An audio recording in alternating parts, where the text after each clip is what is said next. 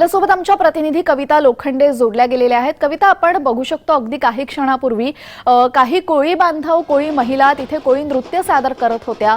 वेगवेगळ्या भागातून इथे नागरिक जमा झालेले हे याचंच एक उदाहरण आहे।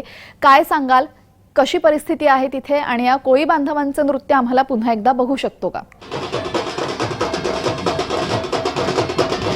नक्कीच आगरी कोळी समाजासाठी खूप आनंदाची बातमी आहे की त्यांच्यासाठी हा जो अटल सागरी सेतूचे उद्घाटन होत आहे, त्यामुळे आगरी बांधवांमध्ये कोळी बांधवांमध्ये मोठं जल्लोषाचं वातावरण पाहायला मिळतंय। आपण याच रस्त्यावरती आहोत। आगरी कोळी बांधव जे आहेत ते या ठिकाणी नृत्य करताना पाहायला मिळत आहेत। आगरी कोळी समाजाची जी लोक आहेत या ठिकाणी बँड पथक वाजवताना आपल्याला पाहायला मिळत आहेत। या बँड पथकासह हे जे मागच्या साईडला जे आपल्याला पाहायला मिळत आहे, हे जे आगरी कोळी बांधव जे आहे, आगरी परंपरा कोळी परंपरा जी जपण्याचं काम जे आहे ते हे बांधव करताना आपल्याला पाहायला मिळत आहे।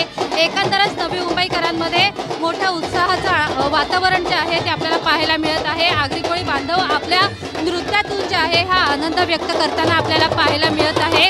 मोठ्या संख्येने या ठिकाणी आगरी कोळी बांधव समाज जो या ठिकाणी जमा झालेला आहे, त्याचबरोबर सर्व सामाजिक सर्व समाजाची जी लोक आहेत ती या ठिकाणी आलेली आहेत। आपल्याबरोबर आपण मागे बघत आहोत, ह्या आगरी कोळी बांधवांसह मागच्या साईडला जे आहे ते अजून नृत्यांगणा उभ्या आहेत। या नृत्यांगणा देखील या ठिकाणी नृत्य सादर करण्यासाठी आलेले आहेत। या आगरी कोळी बांधवांच्या नृत्याच्या पाठीमागे जर बघायला गेलं तर पेटे वगैरे बांधून भगवे झेंडे घेऊन जे आहेत हे या ठिकाणी मावळे जे आहेत ते उभे राहिलेले आपल्याला पाहायला मिळत आहे। थोड्याच वेळात पंतप्रधान नरेंद्र मोदी हे या ठिकाणी सभास्थळी येणार असून जे आहे महिलांना काय संबोधित करणार आहे याकडे आता सर्वांचं लक्ष लागलेलं आहे। सेजल जी, महिलांवरनं आपण एक महत्त्वाचा मुद्दा छेडलेला आहे, तो म्हणजे पंतप्रधानांच्या हस्ते महिला सक्षमीकरणाची एक योजना, मुख्यमंत्री महिला सबलीकरण योजना ही लोकार्पण याचं होणार आहे। या योजनेसंदर्भात आपल्याकडे कोणती महत्त्वाची माहिती आहे, काय सांगाल?